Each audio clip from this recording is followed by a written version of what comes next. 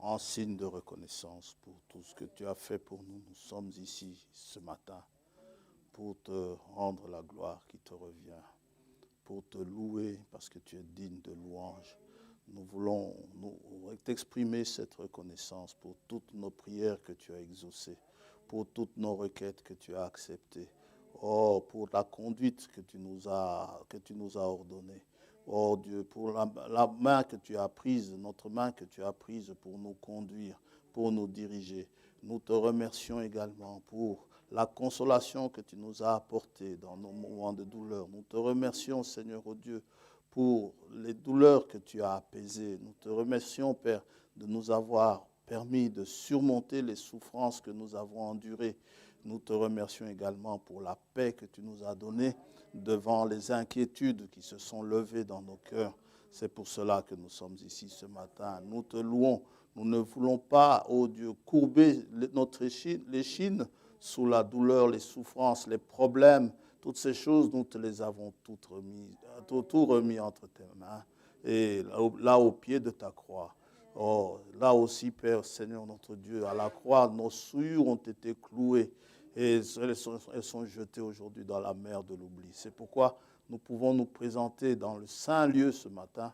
Oh Dieu, étant purifiés de toute souillure et ayant cette assurance que le chemin, la route nouvelle qui a été tracée est accessible pour nous, pour ceux que tu as rachetés. Sois béni, sois loué. Nous te demandons pardon pour nos péchés. Vraiment, nous sommes confus d'avoir dû te conduire à ce sacrifice suprême, oh Dieu, pour que nous puissions être debout aujourd'hui. Mais tu l'as fait pour nous exprimer ton amour et nous en retour, parce que tu nous as aimés le premier, nous t'aimons de tout notre cœur. Sois béni, Seigneur, notre Dieu. Et puisses-tu maintenant accepter les prières qui t'ont encore été adressées ce matin. Veuille dans ta grâce exaucer les prières et nous te dirons encore merci. Oh Père, car nous voulons être comme ce 10e lépreux. Nous tenons à cette bénédiction supplémentaire qu'il a eue, à ce salut qu'il a pu obtenir. Bénis tes enfants, ceux qui sont ici et ceux qui sont au loin. Oh, pendant que nous nous associons tous pour te dire merci. Nous sommes là aujourd'hui dans tes parvis, là ce matin. Oh Dieu, et comme l'a dit le psalmiste, que nous puissions y entrer avec des chants de louange et des danses aussi, Père. Que tout cela soit pour ta gloire. Inspire ta parole également, Dieu, pour ce matin, quelques mots que nous dirons, que cela puisse encore nous booster davantage. Et au nom de Jésus-Christ, notre Seigneur, nous t'avons prié. Amen. Le Seigneur vous bénisse. Amen. En ce jour, bien sûr, aujourd'hui, c'est volontairement que vous êtes là. Nous avons tous une raison. Comme nous le disions, je crois encore hier, nous avons toujours un sujet de louange envers Dieu, un sujet pour lui dire merci. Et ce matin, nous sommes là. Bien sûr, je pensais peut-être qu'on n'allait pas atteindre le chiffre des cas, mais le chiffre n'est pas important. Si j'étais seul, je viendrais, je chanterais, je prierais, puis je rentrerais. Bon, nous sommes là, nous allons partager quelques mots de la parole de Dieu. Que le Seigneur vous bénisse. Nous allons lire dans Hébreux chapitre 12.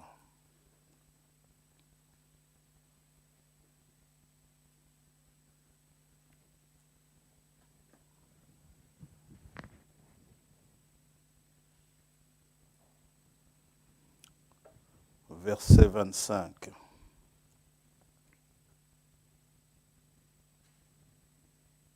Gardez-vous de refuser d'entendre celui qui parle, car si ceux qui refusèrent d'entendre celui qui publiait des oracles sur la terre n'ont pas échappé, combien moins échapperons-nous si nous nous détournons de celui qui parle du haut des cieux. Lui dont la voix ébranla alors la terre et qui maintenant a fait cette promesse, c'est une promesse. Une fois encore, j'ébranlerai non seulement la terre, mais aussi le ciel. Ces mots, une fois encore, indiquent le changement des choses ébranlées, comme étant faites pour un temps, afin que les choses inébranlables subsistent.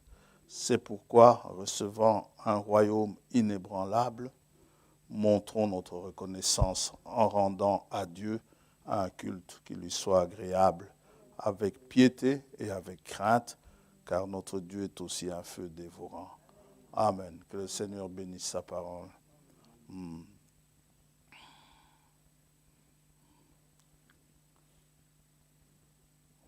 Dieu tient toutes ses promesses, les bonnes et les mauvaises.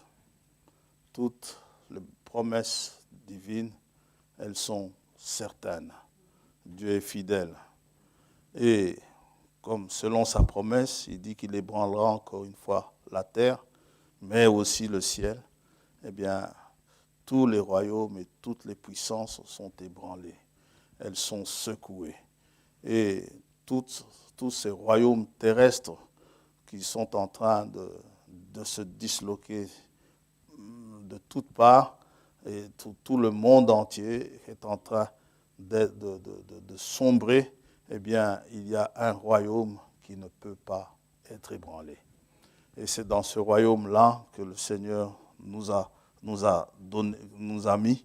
C'est ce royaume-là qui nous a donné et que nous avons reçu. Tous les systèmes s'effondrent aujourd'hui. Les systèmes politiques s'effondrent. Les systèmes d'éducation s'effondrent.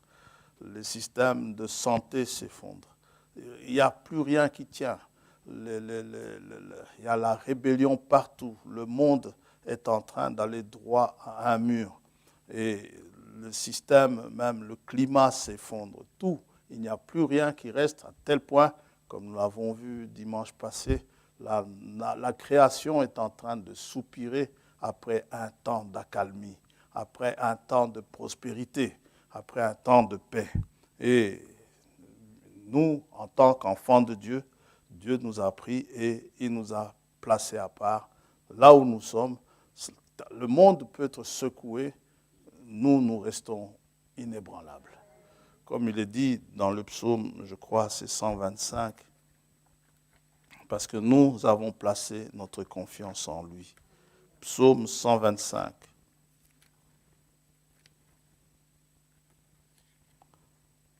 Et il y a une promesse pour ceux qui se confient en lui.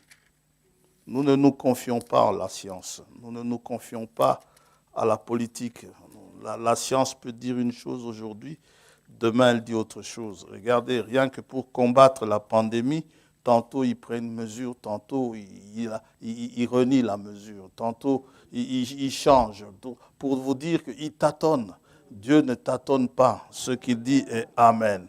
Dans le psaume 125, Cantique des degrés, lorsque vous allez vous monter au temple, il est dit ceci, ceux qui se confient en l'Éternel. Oh, ceux qui font confiance à l'Éternel sont comme la montagne de Sion. Elle ne chancelle point, elle est affermie pour toujours, pas pour un temps, mais pour toujours. Oh, des montagnes entourent Jérusalem, ainsi l'Éternel entoure son peuple, dès maintenant et à jamais. Amen. Et pendant que le monde se disloque de toutes parts, eh bien, comme dit le frère, nous sommes baptisés dans un royaume qui ne peut pas être ébranlé, qui ne peut pas être secoué. Alors, de quoi pouvons-nous avoir peur aujourd'hui? Oh, vous savez, j'ai reçu mon invitation pour aller me faire baptiser. Bon, on me pose la question, tu iras? Je dis, j'irai parce que César demande que j'y aille. Mais moi, je ne compte pas sur la vaccination. Je ne compte pas parce que cette vaccination, elle n'est pas parfaite non plus. Vous voyez, malgré que certains sont vaccinés, peut-être le chiffre est faible, c'est possible, mais malgré tout, il y a quand même des risques bon, ils donnent des grands mots, les thromboses, ce sont les veines qui se bouchent, enfin les artères qui se bouchent et toutes ces choses. Et bref, ce n'est pas un monde. Et hier, j'entendais, il y en a qui se posaient la question à un éminent professeur épidémiologiste très connu. On lui posait la question, mais quand tout le monde sera vacciné, on pourra quand même enfin tomber les masques. Et il dit oui, on pourra tomber les masques, mais bon, vous savez, encore faut-il en arriver à ce que tout le monde soit vacciné. Le monde n'a plus confiance en son système politique. On leur demande d'attendre. Il y a des choses que moi je ne comprends pas. On leur demande d'attendre le 8, nous sommes le 1er aujourd'hui. Eh bien, ils n'en peuvent plus. Hier, il y en a qui ont quand même désobéi. Vous voyez, 8 jours, attendez 8 jours. Non, ils disent non, nous ne sommes pas d'accord. Ils vont même jusque dans les tribunaux. Les tribunaux condamnent leur nation, disant que voilà, les mesures que vous avez prises sont illégales. Finalement, on ne sait plus en quoi se vouer. Ici, toutes les mesures qui sont prises ici sont légales. Amen. Elles sont tout à fait légales. Ce qui fait que nous nous y conformons. Alors, et nous n'avons pas peur. Tous les démons de l'enfer peuvent venir essayer de nous secouer. Ils peuvent venir nous cribler comme on crible le froment. Mais Jésus-Christ a prié pour Pierre, il a prié pour nous également. Oh, toutes les calamités terrestres ne peuvent pas venir nous toucher, nous secouer. Le psaume 46, toujours le psalmiste dit ceci. Ouais, recevant un royaume inébranlable, mon frère Fabrice. 46.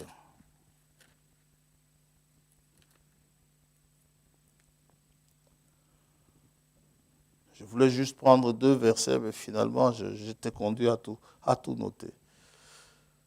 Verset 2. Dieu est pour nous un refuge et un appui, un secours qui ne manque jamais dans la détresse. C'est pourquoi nous sommes sans crainte quand la terre est bouleversée.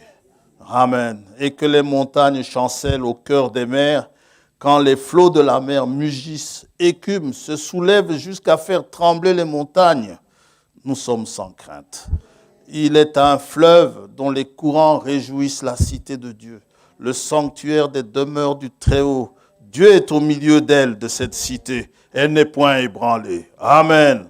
Dieu la secourt dès l'aube du matin. Des nations s'agitent, des royaumes s'ébranlent. Il fait entendre sa voix, la terre se fond d'épouvante. L'Éternel des armées est avec nous. Le Dieu de Jacob est pour nous une haute retraite. Vous savez, quand il fait entendre sa voix, la terre se fond d'épouvante. Lorsque nous avons peur, lui-même vient et il nous touche, comme il a touché Jean sur l'île de Patmos. Il lui dit, toi, ne crains point. Amen. Et pourtant, son aspect pouvait être terrible, pouvait être terrifiant, redoutable, avec le visage qui brille comme le soleil, avec les pieds d'airain, comme sortis d'une fournaise, embrasés dans une fournaise. C'était terrible, une vision terrible. Frère Branham dit, aucun humain ne peut résister à cette vision. Et quand Jean regarde, le Seigneur, Jean dit, je tombais à ses pieds comme mort. Le Seigneur lui dit, ne crains point. Amen. C'est ce qu'il vous dit ce matin. Il vous dit, ne craignez point. Ce qui arrive, on essaiera par la télévision, par la radio, on essaiera de vous faire peur par tous les moyens. Aujourd'hui, le virus a encore progressé. Aujourd'hui, le variant indien a fait ceci. Aujourd'hui, il y a eu ceci et cela. Il y a eu, tenez-vous bien, il y a eu 250 000 morts en Inde. Il y a eu 1 million de je ne sais combien de contaminés. Tout ça, Satan essaie de mettre les gens dans l'épouvante. Mais nous avons cette phrase, nous avons ce verset qui nous dit « Ne crains point ». Dieu est au milieu de vous. Venez contempler les œuvres de l'Éternel, les ravages qu'il a opérés sur la terre. Celui qui a fait cesser les combats jusqu'au bout de la terre. Il a brisé l'arc et il a rompu la lance. Il a consumé par le feu les chars de guerre. Arrêtez, sachez que je suis Dieu. Je domine sur les nations, je domine sur la terre. L'Éternel des armées est avec nous. Le Dieu de Jacob est pour nous une haute retraite. Quand le Coréen il nous montre ses muscles, en nous montrant combien il peut lancer des missiles nucléaires dans l'océan, quand le Russe peut nous montrer qu'il a des missiles qui peuvent faire 10 000 km en quelques minutes, eux, ils ont la crainte, mais nous, on n'a pas la crainte. Dieu est le bon refuge antinucléaire. Dieu est le bon refuge antivirus. Dieu est le bon refuge de toutes ces choses. Dieu est le bon refuge anti-maladie. Quand bien même, comme nous l'avons dit, ces maladies devaient nous emporter, nous avons toujours cette promesse de la résurrection. Ce royaume, rien ne peut l'ébranler. Ce royaume que nous avons reçu, il reste ferme malgré tout ce qui bouge. Il est inébranlable, toujours et en plus, toujours abondant de grâce et de miséricorde du Seigneur.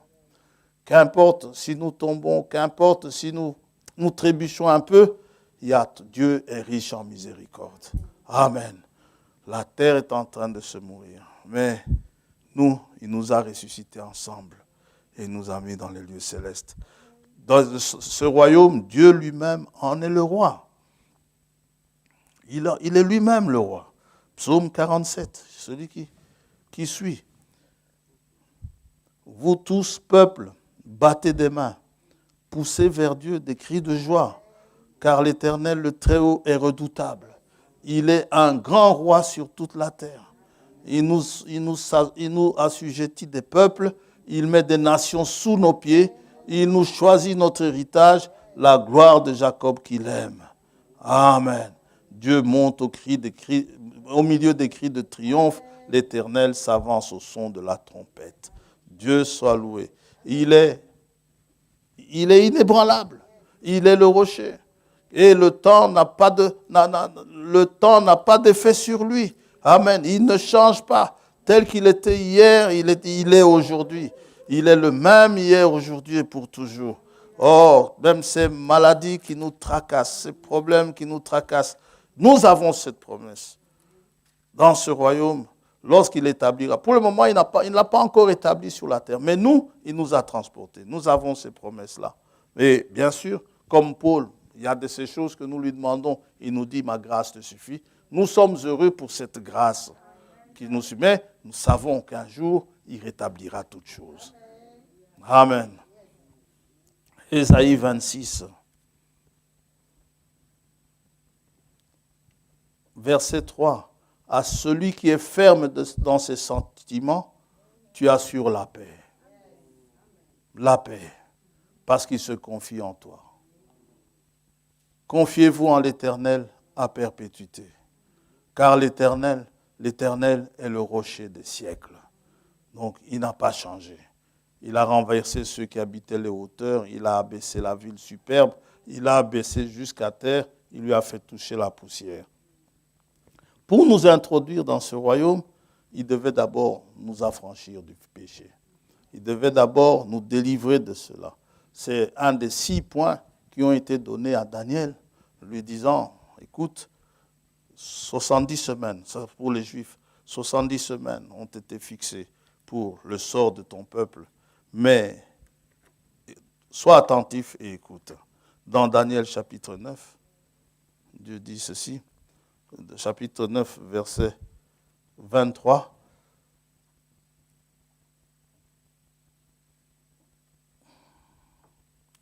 On peut commencer au verset 20. Je parlais encore, je priais, je confessais mon péché et le péché de mon peuple d'Israël. Et je présentais mes supplications à l'Éternel mon Dieu, en faveur de la sainte montagne de mon Dieu. Je parlais encore dans ma prière quand l'homme, Gabriel, que j'avais vu précédemment dans une vision, s'approcha de moi d'un vol rapide au moment de l'offrande du soir. Il m'instruisit et s'entretint avec moi. Il me dit, Daniel, je suis venu maintenant pour ouvrir ton intelligence. Lorsque tu as commencé à prier, la parole est sortie et je viens pour te l'annoncer, car tu es un bien-aimé. Sois attentif à la parole et comprends la vision. Avant de continuer de lire le verset 24, en lisant Gabriel, je m'imagine Gabriel, d'où il vient. Il dit à Zacharie, il dit, je me tiens devant Dieu, dans la présence de Dieu, et je suis venu t'annoncer cette nouvelle. Donc, il vient de la présence de Dieu. Maintenant, cette présence de Dieu, elle est où? Quand je vois à la télévision, ou bien quand j'entends à la télévision, on me parle de Mars, qu'ils envoient une fusée qui vole à je ne sais combien de kilomètres heure. Cette fusée doit faire 3 mois pour arriver sur Mars. 3 mois. Et ce n'est même pas encore là où se trouve Dieu. Je me dis, mais Dieu est grand.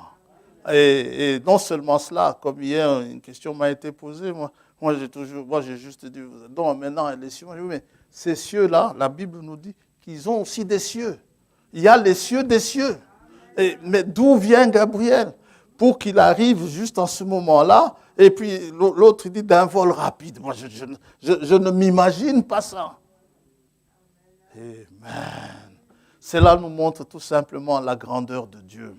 Lorsqu'on nous parle de la planète Mars, on nous parle de la planète, ils peuvent nous parler de n'importe quelle planète qu'ils veulent, ça nous montre une chose, que Dieu est grand. Et il a tout ça sous son contrôle. Hein? Oh, alors, puisqu'il a tout ça sous son contrôle, de quoi aurais-je peur? Amen. Il peut tenir chaque planète à sa place. Frère me dit ici, un seul de ces astres sortait de son orbite, ça déréglerait tout. Mais Dieu tient tout cela en main. Oui. L'homme, aujourd'hui, beaucoup de choses ne vont pas avec l'homme. Pourquoi? Parce que l'homme est sorti de son orbite. Il est sorti de là où Dieu l'a placé. Hein, de la place où Dieu l'a mis. L'homme est sorti de là. C'est pour cela que ça ne va pas avec l'homme. Mais les astres sont restés obéissants à Dieu. Amen. C'est l'homme qui essaye de tout chambouler les choses là-bas. Dieu n'a pas dit qu'il faille envoyer des fusées ou de petits hélicoptères sur Mars. Maintenant qu'ils ont envoyé ça, ils vont ébranler, ils vont secouer des choses là-bas. Ils vont bouger des choses là-bas. Mais ce n'est pas grave. Hein, qu'ils bougent. Dieu dit, il ébranlera à nouveau les cieux et la terre. Même Mars, partout où l'homme a touché, Dieu remettra tout cela à son état primaire. Amen. Alors, pour nous qui avons des requêtes, pour nos bien-aimés qui sont malades, qui sont nécessiteux, ou pour nous-mêmes qui avons des problèmes, ou toutes ces choses, n'ayons crainte de rien. Ces promesses, elles sont véritables. Amen. Et il arrivera un jour où il essuiera toutes les larmes de nos yeux. Et il nous remettra tous dans notre état. Oh, quel bonheur ce sera. Je vous dis, lorsque vous chanterez grâce infinie, vous chanterez autrement. J'essaie d'imaginer comment les êtres, les 4 êtres vivants et les 24 vieillards, ainsi que tous les êtres célestes, quand ils se sont tous joints dans Apocalypse 5 pour chanter la gloire à l'agneau, j'essaie de m'imaginer ce que ça doit être. Amen. Oh, gloire à Dieu. Alors, verset 24, 70 semaines ont été fixées sur ton peuple et sur ta ville sainte pour faire cesser les transgressions et mettre fin au péché. Donc, régler la question du péché. Dieu devait régler cela. Hein, alors, donc pour nous introduire dans ce royaume, cette question devait être réglée. C'est un des 6 points donnés à Daniel. D'où il fallait une effusion de sang, parce que c'est le prix pour notre rachat. C'est le prix pour notre délivrance. La délivrance du péché, c'est le sang. C'est le sang innocent qui nous délivre du péché. N'est-ce pas? Apocalypse chapitre 1er.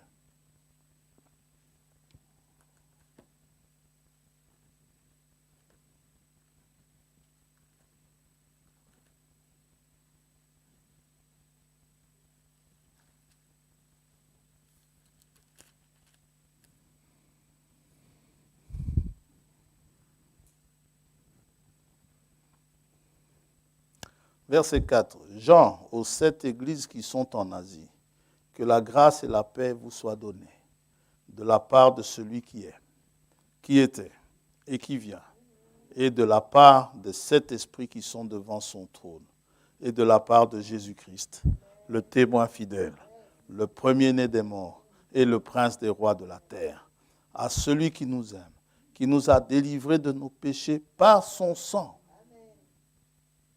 Amen. Et qui a fait de nous un royaume.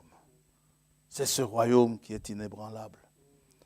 Rien, ni la souffrance, ni la mort, ni toutes ces choses ne peuvent nous séparer de l'amour de Dieu manifesté en Jésus-Christ, notre Seigneur. Il est l'alpha et l'oméga. Verset 8, il dit, je suis l'alpha et l'oméga. Ça veut dire, je suis le premier et le dernier. Je suis l'alpha et l'oméga, dit le Seigneur Dieu. Celui qui est, qui était et qui vient, le Tout-Puissant. Y a-t-il quelque chose qui soit étonnant de sa part? Non, il est le Dieu Tout-Puissant. Amen. Alors, quand Pilate lui demande s'il est roi, es-tu roi? Jean chapitre 18.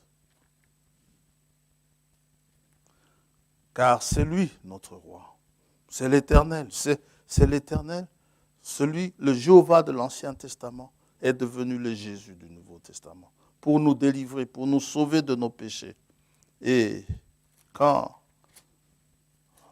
Jean lui parle, Pilate vient lui poser la question, étant accusé par les Juifs, par ses frères,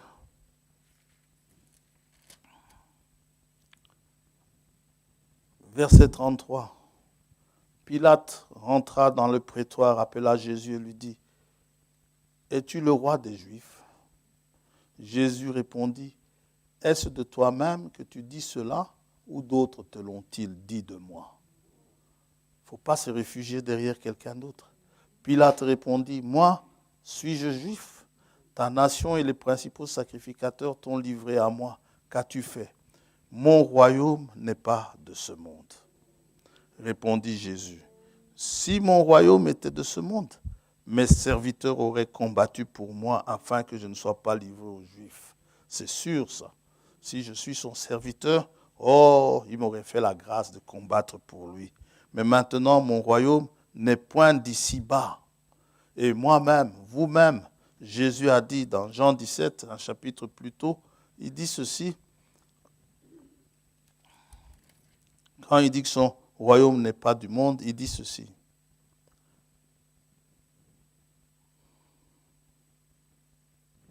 Verset 6.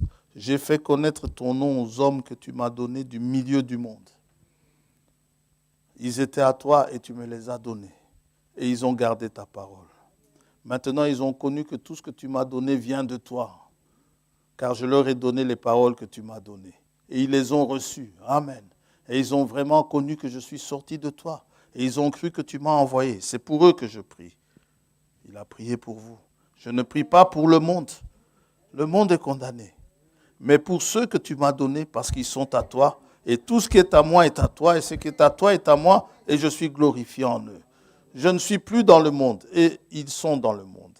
Et je vais à toi, Père Saint, garde-les en ton nom que tu m'as donné, afin qu'ils soient un comme nous.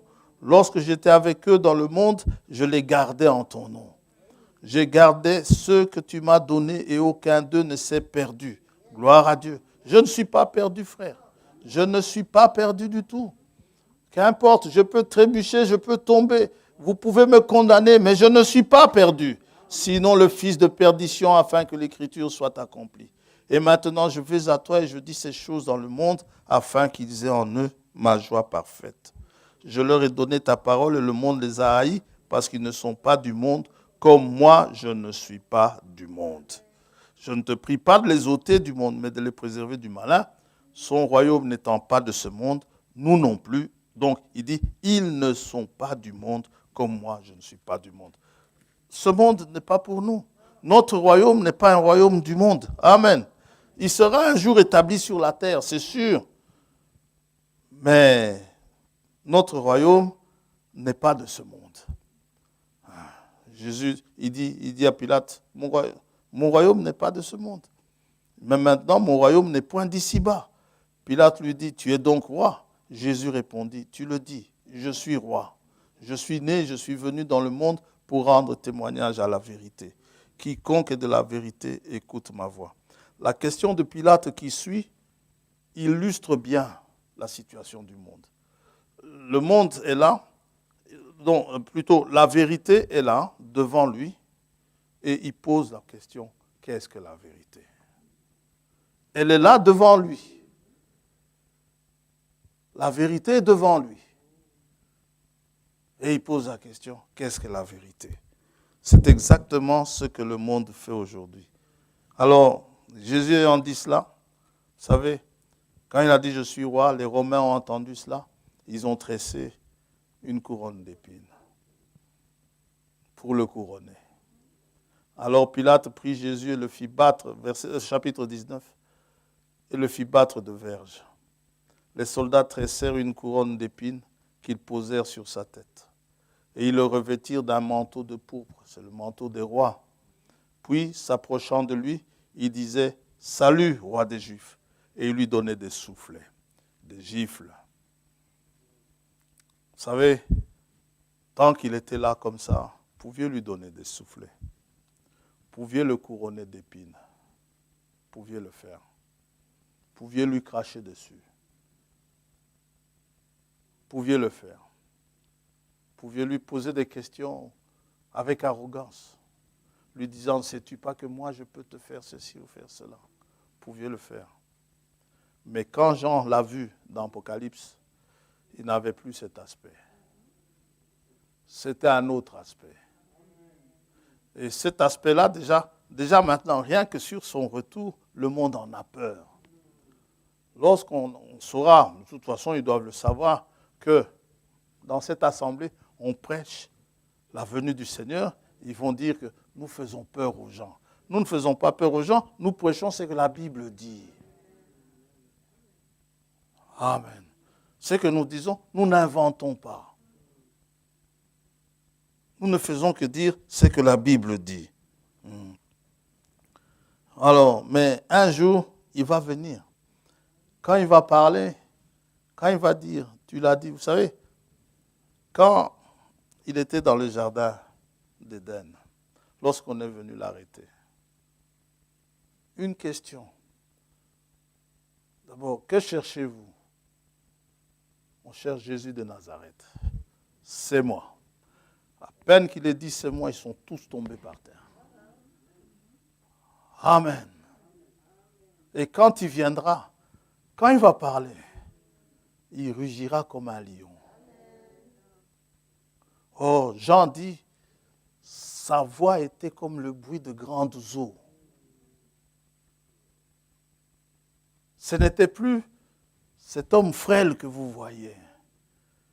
Mais ce n'était plus une couronne d'épines qu'il avait sur la tête. Non, il avait les cheveux blancs comme la laine, de juge, le juge sur la terre.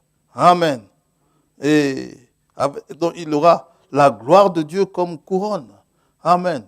Il sera enveloppé de sa gloire. Et son royaume sera établi sur la terre. Et ce royaume, tout ce qui sera ébranlé, ce royaume ne le sera pas. Et si vous faites partie de ce royaume, eh bien, vous ne serez pas ébranlés. Nous avons reçu un royaume inébranlable. C'est pour cela que nous sommes heureux. Pour le moment, il nous a établis dans les lieux célestes en Jésus-Christ. Nous ne sommes pas les mains vides, mais nous bénéficions de toute bénédiction spirituelle.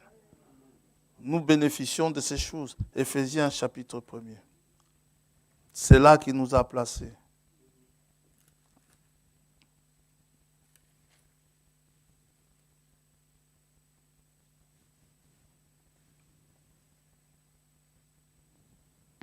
Verset 3.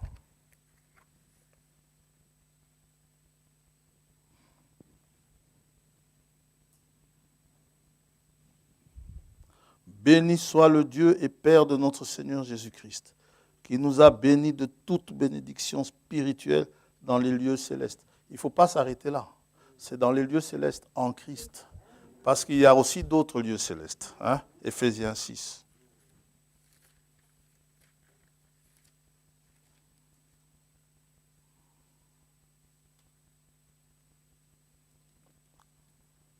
Verset 11. Revêtez-vous de toutes les armes de Dieu, afin de pouvoir tenir ferme contre les ruses du diable.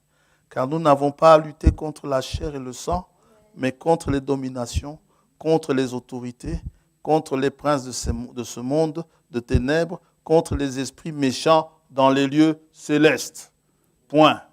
Mais là où, dans Éphésiens célestes, dans Éphésiens chapitre 1er, verset 3, c'est dans les lieux célestes en Christ. Amen. C'est différent. En lui, Dieu nous a élus avant la fondation du monde pour que nous soyons saints et irréprochables devant lui. Dans les lieux célestes en Christ. C'est là que nous sommes. Oh, maintenant, Jean, quand il est au milieu des chandeliers, de cet chandelier, il est différent. Ce n'est plus celui qu'on voulait tirer en lui mettant un bois sur le dos. Ce n'est plus le même. Quand il est apparu à Jean, à qui ça? À Paul. Paul était haut sur son cheval placé. une lumière est venue, a frappé Paul.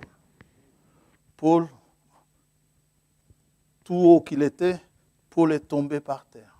Quand il est tombé par terre, il lui a parlé. Paul dit, j'ai entendu une voix. Ça a bouleversé la vie totale de Paul. Et pour vous montrer que ce n'était pas une fable habilement conçue, Paul voyait ce qu'il attendait à Jérusalem. Il voyait très bien ce qu'il attendait à Jérusalem. Il dit, je sais que des tribulations m'attendent, le Saint-Esprit m'a averti, mais je dois y aller. Je dois sceller mon témoignage. Frère Branham, une fois, a dit, les gens disent, oui, les apôtres, ils ont fait un petit théâtre. C'est-à-dire qu'ils ont volé le corps du Seigneur, ils sont allés avec ça quelque part, et puis en fait le Seigneur n'est pas mort. Ils ont raconté tout un tas de choses. Puis Jean dit non, non, non, ce ne sont pas des fables, c'est Pierre qui dit ça je crois, ce ne sont pas des fables habilement conçues. Mais alors pas du tout. Et ils sont morts en martyrs pour vous montrer que ce n'était pas un jeu. Frère Abraham dit, si c'était un jeu, jamais Pierre ne serait mort comme il est mort. Si c'était un jeu, jamais Jacques ne serait mort comme il est mort. Si c'était un jeu, jamais Paul ne serait mort comme il est mort. C'est que Paul dit, il a réellement vécu. Amen. C'est que Pierre vit, il a réellement vécu. Pierre était un peureux. Dans la cour du tribun, Pierre, il a renié. Une femme l'a fait trembler. Mais quand il a eu le Saint-Esprit, on lui a dit, écoute, renie ce nom-là et on te laissera tranquille. Il dit, jugez-en vous-même. S'il faut obéir aux hommes ou à Dieu, jugez-en vous-même. Pierre a dit, ce que je vous dis, c'est la vérité. Pierre pouvait parler à toute la foule disant, ce Jésus que vous avez crucifié, Dieu l'a souverainement élevé. Amen. Et nous aussi, que cela ne soit pas un jeu. Si nous sommes ici ce matin, franchement, si je me suis réveillé ce matin pour venir, si j'ai passé la nuit à chercher un sujet, c'est parce que je suis certain de ce que je dis. Sinon, vous savez, j'aurais retenu quelque chose par cœur, je serais venu. Si c'est pour l'argent, je serais venu. Alors, vous racontez n'importe quoi. Et puis après, mais non, je suis convaincu de cela. Nous sommes convaincus de cela. Vous avez quitté chez vous parce que vous êtes convaincus de cela. Amen. Vous auriez pu rester et y dormir. Peut-être même que certains ont reculé certains programmes qui se sont présentés. Satan est malin. Il vous amène des programmes parce qu'il sait que vous allez aller dire merci à Dieu. Et il sait que quand vous irez dire merci à Dieu, vous aurez une bénédiction supplémentaire. Il sait ça. Et nous sommes là. Et nous avons dit merci. Nous avons encore plein de choses à lui demander.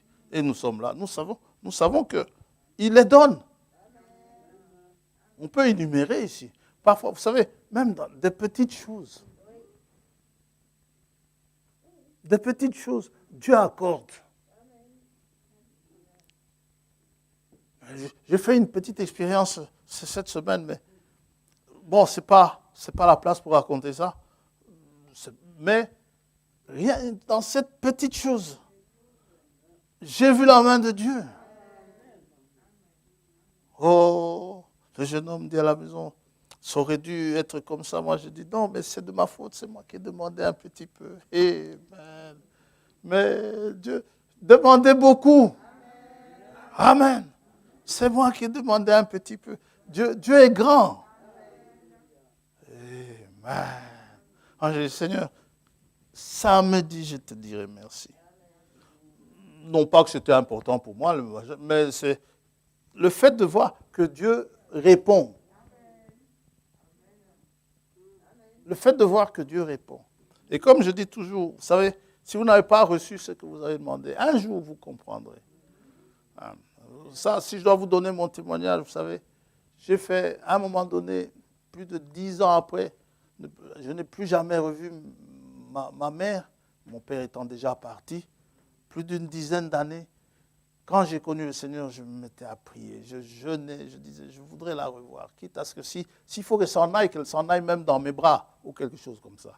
Et je demandais à Dieu, mais finalement Dieu l'a reprise 14 ans après qu'on se soit quitté. Je ne l'ai plus jamais revue.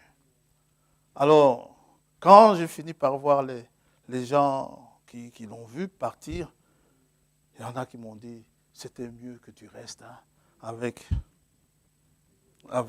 l'idée que tu avais avant. Moi, je dis, Seigneur, je comprends. Dieu n'a pas voulu que je la revoie dans cet état-là. Vous voyez?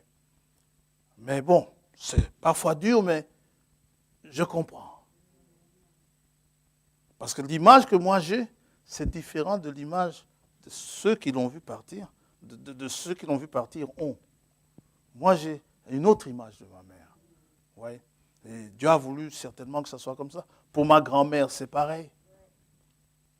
C'est pareil. Eh bien alors, nous lui disons merci. Il y a des choses que parfois nous ne comprenons pas, mais nous comprendrons un jour.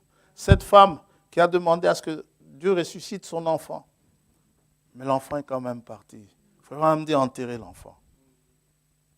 On l'a enterré, frère. Est-ce que j'ai manqué de foi? Il dit non, tu avais beaucoup de foi en demandant cela. Mais s'il était resté, vous savez, les mêmes enfants que nous chérissons peuvent être des armes terribles contre vous. Tout comme ils peuvent être une grande bénédiction, mais ils peuvent être une arme terrible. Comme ce camarade de classe de ma fille qui a tué son père il y a 2 ans.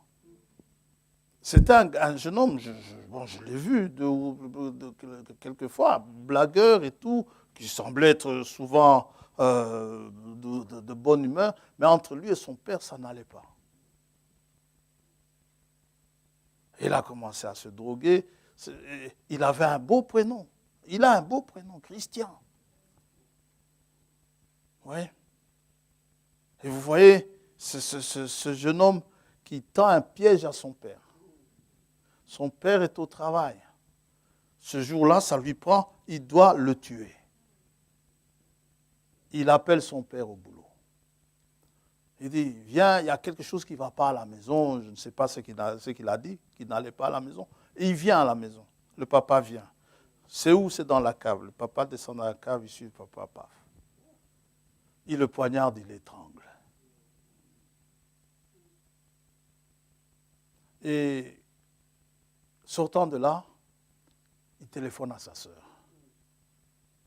Sa sœur revenait de voyage avec son compagnon. Il téléphone à sa sœur et sa sœur avait besoin de son papa pour aller la chercher à l'aéroport. Et sa sœur arrive, il téléphone à sa sœur, il dit, je viens de tuer papa. Oui.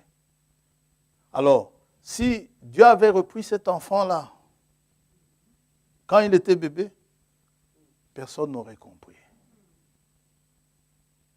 Oui. Et parfois, certaines choses arrivent. Faisons confiance à Dieu. Amen. Mais nous continuons à demander. Le jour où il nous dira, ma grâce suffit, on arrêtera là, la grâce suffira, comme avec Paul. Amen. Mais tant qu'il ne nous dit rien, nous demandons. Il nous a établis donc dans les lieux célestes en Christ. C'est là que nous sommes, où il y a toute bénédiction. En Christ, il y a la consolation. En Christ, il y a la guérison. En Christ, il y a la paix. En Christ, il y a l'amour. En Christ, il y a tout ce dont nous aspirons aujourd'hui. En Christ, il y a la puissance de Dieu. Nous sommes au-dessus de toutes les dominations, de toutes les autorités, de tout ce qui peut être se nommer. En Christ, nous sommes au-dessus de tout ça. Amen. C'est pourquoi nous le remercions de nous avoir placés en un lieu aussi élevé. Et pour terminer, nous lisons dans Colossiens chapitre 1er.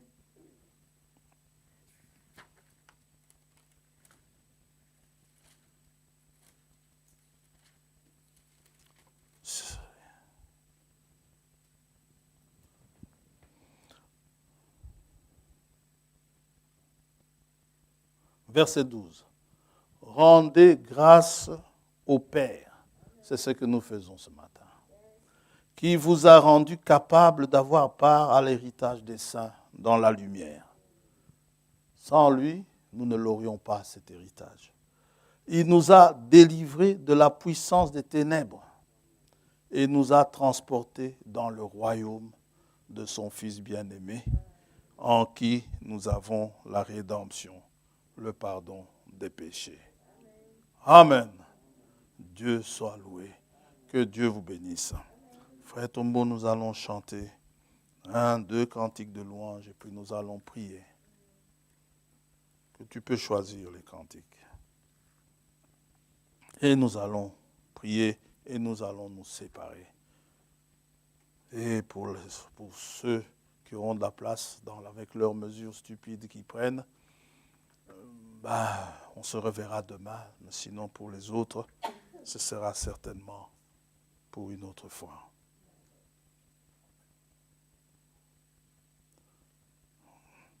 Vous savez, j'ai écrit une lettre ici à Dieu. Je l'ai placée dans ma Bible. Je lui ai dit, je sais que tu peux lire. Tu as écrit tes lois de ton doigt. Tu avais lu autrefois la lettre d'Ézéchias. C'est pourquoi je t'écris. Amen. Je lui ai écrit. Et je place là-dedans. Amen. Yes. Et ce n'est pas de la superstition. J'ai lu, je lui ai écrit, je lui ai dit, je t'écris, Père. Toi-même, tu liras. Amen. Gloire à Dieu.